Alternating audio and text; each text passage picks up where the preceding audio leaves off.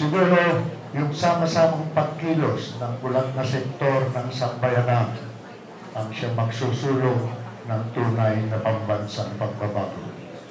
Nakahapag nga lamang na marami na tayong mga kababayan ngayon ang kulang sa edukasyon, kulang sa kanin, kulang sa ulam, kulang sa damit, kulang sa pera.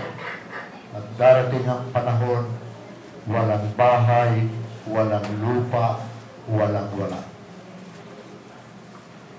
Yan, kagaya ng nangyayari ngayon sa mga kapatid nating luma na nagtitiis ngayon dito sa Kamaynilaan dahil nga sa pandarahas ng mga puwersang kasangkapan ng malalaking minahan o kumpanyang minahan. Nakalulungkot na yung estado na siyang dapat mangalaga sa kapakanan ng ating mga mamamayan ang siyang instrumento at kasabuat ng dayuhang mga korporasyon. Walang sino mang magbibigay sa inyo ng mga karapatan. Walang sino mang magbibigay sa inyo ng pagkakapantay-pantay.